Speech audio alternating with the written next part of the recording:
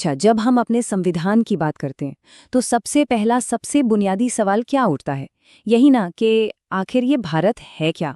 तो आज हम इसी सवाल का जवाब ढूंढेंगे, वो भी सीधे संविधान के भाग 1 से। तो सवाल ये है कि क्या भारत का नक्शा पत्थर की लकीर है? मतलब जो मैप हम आज देखते हैं, क्या वो हमेशा से ऐसा ही था या फिर इसे बदला जा सकता है? मजे की बात यह है कि इन सभी सवालों के जवाब हमारे संविधान के पहले ही हिस्से में छुपे हैं। और इस खोज की शुरुआत कहाँ से होती है? हमारे राष्ट्र की नींव से, यानी अनुच्छेद 1 से। यही वो आर्टिकल है जो हमारे देश को उसकी सबसे बेसिक, सबसे जरूरी पहचान देता है।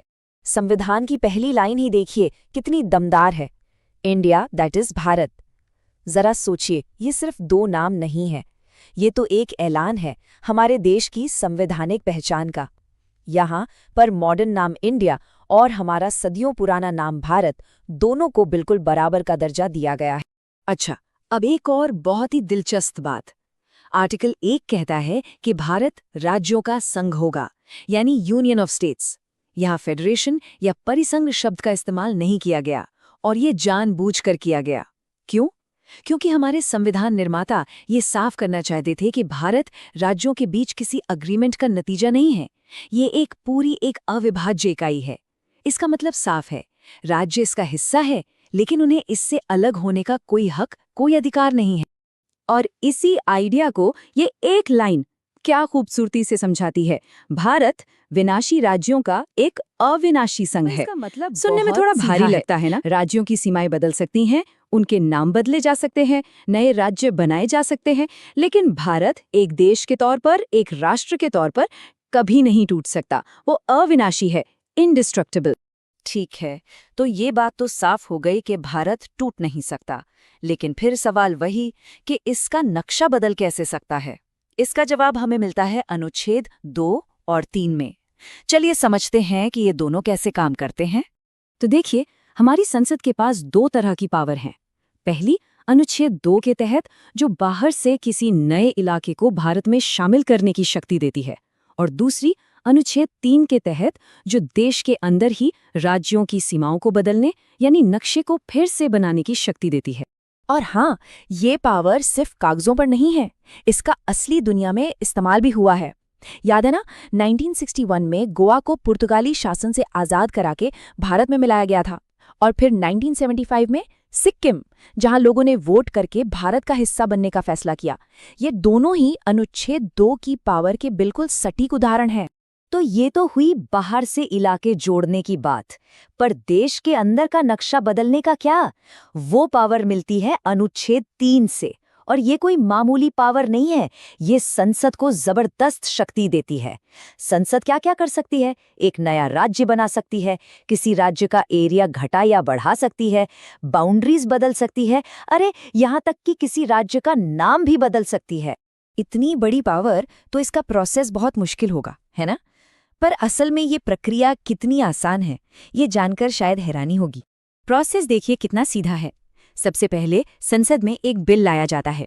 इस बिल के लिए राष्ट्रपति की मंजूरी पहले से जरूरी होती है। फिर राष्ट्रपति उस बिल को उस राज्य या राज्यों के पास भेजते हैं जिन पर इसका असर पड़ने वाला है, उनसे उनकी राय जानने के लिए। लेकिन यहीं पर एक बहुत बड़ा ट्विस्ट है। राज्य जो भी राय दे वो सिर्फ एक सलाह है, उसे मानना या न मानना ये पूरी तरह से संसद के हाथ में है। और आखिर में संसद को इस बिल को पास करने के लिए किसी खास बहुमत की जरूरत नहीं, बस एक सिंपल मेजॉरिटी, यानी आधे से ज्यादा लोगों का वोट चाहिए, और बस देश का नक्शा बदल जाता है। और इसी बात को और पक्का करता है अनुच्छेद 4। ये साफ साफ कहता है कि अनुच्छेद 2 या 3 के तहत बनाए गए कानून को कॉन्स्टिट्यूशनल अमेंडमेंट यानी संविधान संशोधन नहीं माना जाएगा।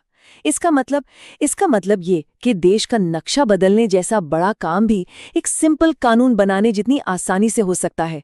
किसी मुश्किल प्रक्रिया की कोई जरूरत नहीं। और इस पावर का इस्तेमाल हमारे इतिहास में बार बार हुआ है। भारत का नक्शा लगातार बदलता रहा है। 1956 में देखिए, भाषा के आधार पर राज्यों का बड़े पैमाने पर पुनर्गठन हुआ। फिर साल 2000 में झारखंड, उत्तराखंड और छत्तीसगढ़, ये 3 नए राज्य बने। 2014 में तेलंगाना बना, और हाल ही में 2019 में जम्मू और कश्मीर को 2 केंद्र शासित प्रदेशों में बदला गया। तो ये टाइमलाइन साफ बताती है कि भारत का नक्शा कोई पत्थर की लकीर नहीं है, ये हमेशा से बदलता आया है। तो इन सब आर्टिकल्स और उदाहरणों का निचोड़ क्या है? मतलब संविधान का ये पहला भाग हमें असल में क्या संदेश देता है? चलिए इसके सबसे जरूरी पॉइंट्स को एक बार फिर से समझते हैं।